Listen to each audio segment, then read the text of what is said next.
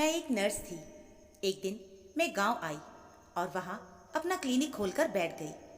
वहां के अनपढ़ लोग मुझे डॉक्टर समझने लगे। मैं बहुत खुश हुई। अब मैं पैसों के लालच में चोरी छिपे औरतों की अबॉर्शन भी करने लगी थी। एक दिन मुझे एक आदमी से प्यार हो गया, पर वो शादीशुदा था। फिर मैंने एक प्लान बनाकर उसकी पत्नी को एक ऐसा इंजेक्शन लगाया कि वो बांझ हो गई। यूँ मैंने उस आदमी से शादी कर ली।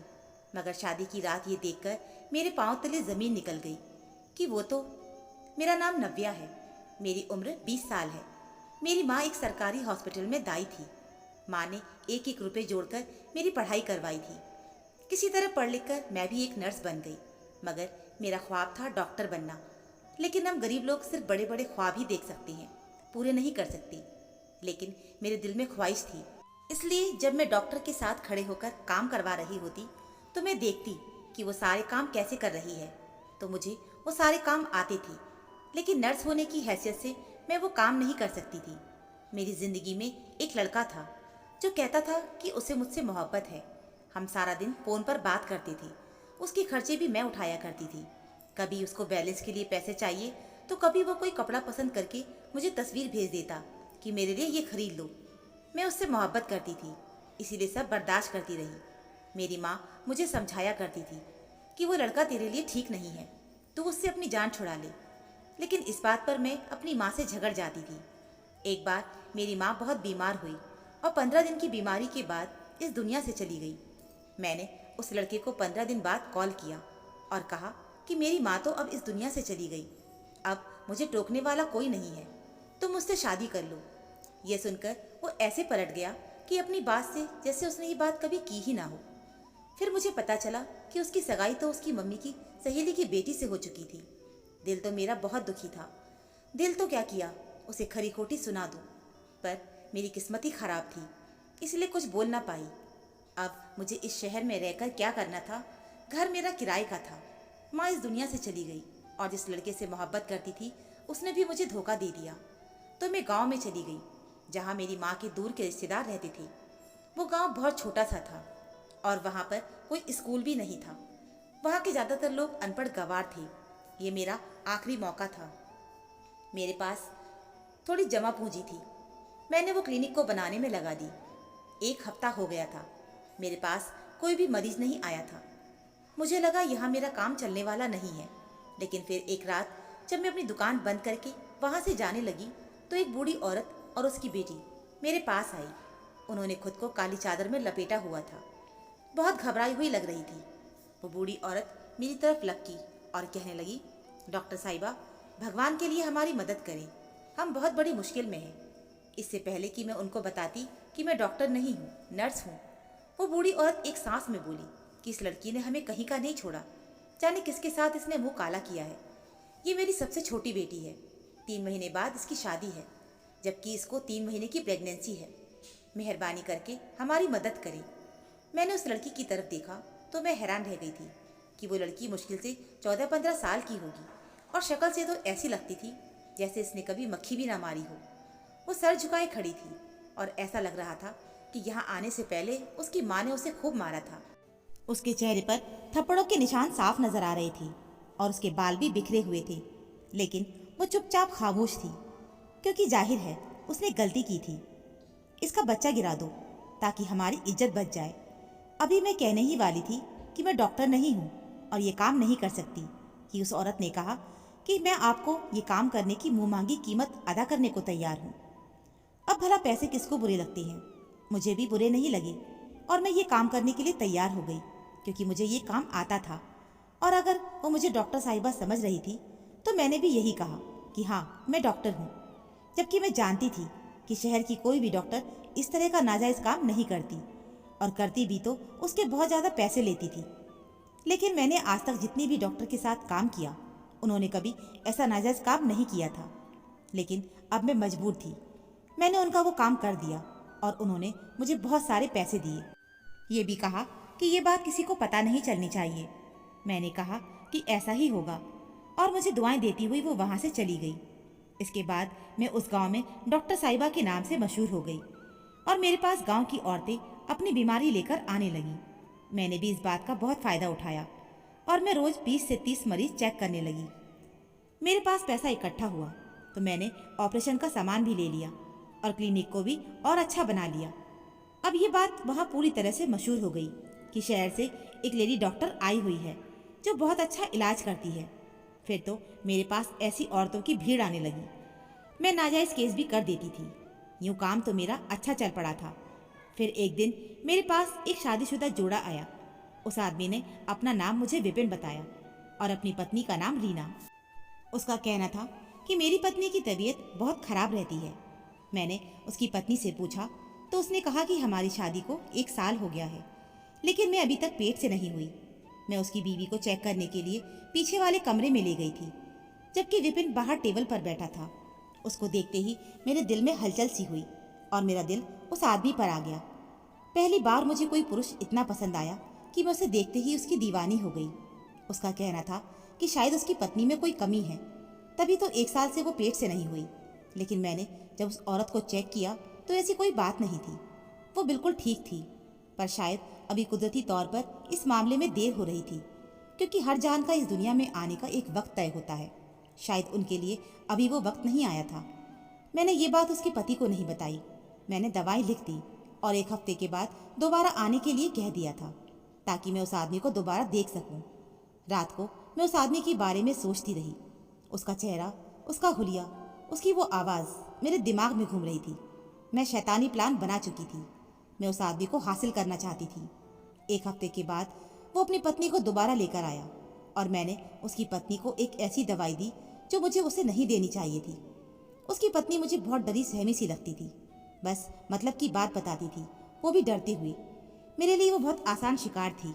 मैंने उसकी बीवी को अंदर ही बैठने को कहा और बाहर आकर उसके पति को ये झूठ बोल दिया कि देखें, आपकी बीवी कभी मां नहीं बन सकती। वैसे तो वो आदमी इतना बेवकूफ़ था कि उसे इस बात पर शक नहीं होना था, लेकिन फिर भी मैंने उसकी बीवी को ऐसी दवाइयाँ दे दी कि वो मां ना बन सकी। विपिन अपना सर पकड़कर बैठ गया। उसने मुझसे बार बार पूछा कि क्या कोई इलाज नहीं है, तो मैंने कहा जी कोई इलाज नहीं है, जबकि ऐसे मामले में कोई ना कोई इलाज तो ज़रूर होता है, लेकिन यहाँ पर मैं झूठ बोल रही थी। विपिन ने परेशानी में आकर मुझे ये बता दिया कि मेरी माँ बीमार है और पोते का मुँह चाहती है और ये औरत मुझे औलाद नहीं दे सकती। अब मैं अपनी माँ को क्या जवाब दूंगा। मैंने फ़ौरन से कहा कि आप दूसरी शादी क्यों नहीं कर लेते, तो कहने लगा कि दूसरी शादी करना कौन सा आसान है। मैंने उसके हाथ में दवाई की पर्ची पकड़ाई और उस पर्ची पर अपना नंबर लिख दिया। उसने पर्ची देखकर एक नज़र मेरी तरफ देखा। पर्ची अपनी जेब में डालने के बाद अपनी बीवी को गुस्से से बोला, चलो। कुछ देर के बाद मुझे विपिन की कॉल आ गई और बात यहीं से शुरू हो गई थी कि आपने मुझे अपना नंबर क्यों दिया। मैंने बिना देर किए उसे अपनी बातों के जाल में फंसा लिया और कहा कि आप मुझे देखने में बहुत अच्छे लगे। मैंने उसे ये भी कहा कि तुम्हारी हालत को देखते हुए तुम्हें आसानी से रिश्ता नहीं मिलेगा। मैं तुम्हें पसंद कर बैठी हूँ, इसीलिए मैं तुमसे शादी कर लूँगी और तुम्हें औलाद की खुशी भी मिल जाएगी। इस तरह रोज़ हमारी बातें होने लगी और हम एक दूसरे के करीब आने लगे। अब हम एक दूसरे से दिन में कई दफ़ा बातें करते थे। एक दिन विपिन ने मुझसे कहा कि मैं तुमसे शादी तो कर लूँगा, लेकिन पहले उस लड़की को मैं तलाक दे दूँ और हम इसी हफ्ते में शादी करेंगे। मैं बहुत ज़्यादा खुश हो गई थी और 1 हफ्ते में ही हमारी शादी भी हो गई। हमारी शादी में बस विपिन की माँ और कुछ लोग ही मौजूद थे। मैं बहुत खुश थी कि मैं अब विपिन की बीवी बन गई थी और मैंने चालाकी से जो चाहा वो मैंने हासिल कर लिया था। मैं दुल्हन बनी अपने कमरे में बैठी हुई थी। जब विपिन कमरे में आया तो बहुत ही हसीन लग रहा था और मैं भी किसी से कम नहीं थी। उसने मेरे हाथ पर 5,000 रुपये रखे जो मेरी मुंह दिखाई के थे और फिर उसने कुछ ऐसा किया कि मेरे कदमों तले ज़मीन ही निकल गई। उसने मुझे एक ज़ोरदार थप्पड़ दे मारा और कहने लगा, अगर घर में अपनी औकात में रहोगी तो खुश रहोगी। इस घर में जो होगा वो मेरे हिसाब से होगा। मैं हैरान परेशान कि आखिर विपिन कैसी जुबान इस्तेमाल कर रहा था और मुझसे कैसे बात कर रहा था। मैं अभी 1 दिन की दुल्हन ही थी। कुछ ही दिन में मुझे ये सब समझ आ गया कि विपिन आम इंसान नहीं बल्कि एक दिमागी मरीज़ है जिसको औरतों पर जुल्म करके खुशी मिलती थी। वो लड़की दरअसल अपनी जान छुड़ा गई और मैं इस पागल के चंगुल में फंस गई थी। मुझे समझ में ही नहीं आ रहा था कि अब मैं क्या करूं। दिन मेरे इसी तरह गुजरने लगे। विपिन के साथ मेरी ज़िंदगी बहुत बुरी गुजर रही थी। कहने को तो मैं भी बहादुर थी, लेकिन उसके सामने मेरी जुबान जैसे ही चलती वो मारपीट शुरू कर देता। उसकी माँ भी इस मामले में कुछ नहीं बोलती थी। मेरे दिन ऐसे ही गुजरने लगे और मैं भी पेट से नहीं हो पा रही थी। विपिन ने मुझे बहुत मारा और कहा कि 1 साल का अरसा गुजर गया, तूने खुशखबरी क्यों नहीं दी। एक दिन मैं अपनी क्लिनिक पर बैठी थी कि मैंने विपिन की पहली पत्नी रीना को देखा। वो वहां से गुजर रही थी। वो अंदर आ गई। उसे देखकर मैं हैरान रह गई। उसकी गोद में एक प्यारी सी बेटी थी। वो कहने लगी, तुम्हारा शुक्रिया कि तुमने मुझे उस हैवान से बचा लिया। उसने बेशक तंज में ही कहा था, लेकिन यही सच था। वो कहने लगी, मैं खुद से कभी भी नितिन को तलाक नहीं दे सकती थी और वो कभी भी मुझे तलाक न देता, लेकिन तुमने हमारे बीच में आकर मुझे बचा लिया। मैं लाचार भी बन गई थी और एक लड़के से मेरी शादी भी हो गई। अब भगवान ने मुझे प्यारी सी बेटी दी है और मेरी जिंदगी बहुत अच्छी जी रही हूँ। तुम्हारे लिए दुआ करूँगी क्योंकि जानती हूँ कि तुम्हें दुआओं की सख्त ज़रूरत है। और वो चली गई और मैं फूट फूट कर रोने लगी। अब मेरे पास और कोई चारा भी नहीं था। मैं क्या करती? उस शख्स के साथ रहना मजबूरी थी। मैं कैसे उसकी चंगुल से निकलती? मेरा कोई अपना भी नहीं था जो मेरा साथ देता। विपिन रोज मेरा फ़ोन भी चेक करता था और मुझे छोड़ने भी खुद आया करता था। उसने मेरी क्लिनिक के साथ बनी किराने की दुकान वाले आदमी को कुछ पैसे भी दिए ताकि वो मुझ पर नज़र रख सके। एक दिन एक आदमी पुलिस को लेकर मेरे क्लिनिक में दाखिल हुआ। उसका कहना था कि मैंने उसका बच्चा गिराया है जो कि एक लड़की के पेट में था। मुझे पुलिस ने पकड़ लिया और शहर की जेल में ले गई। मैंने भी अपना जुर्म कबूल कर लिया था। सबको पता चल गया कि मैं डॉक्टर नहीं बल्कि एक नर्स थी। विपिन भी ये बात नहीं जानता था। जब उसे ये बात पता चली तो वो भी हैरान रह गया। उसे अपनी इज्जत बहुत प्यारी थी और वो ये बात मशहूर नहीं करवाना चाहता था कि उसकी बीवी एक धोखेबाज थी जो कि अब जेल में है क्योंकि मुझ पर 420 का केस करवाया गया था जिसकी जमानत जल्दी होने वाली नहीं थी। विपिन ने मुझे पुलिस स्टेशन में ही तलाक दे दिया और मुझे सजा हो गई। सजा काट जेल से निकलने के बाद मैं वापस अपने शहर चली आई और उसी हॉस्पिटल में नौकरी करने लगी जहां मैं पहले नौकरी करती थी। अब मैंने अपनी शिफ्ट नर्सरी में लगवाई थी।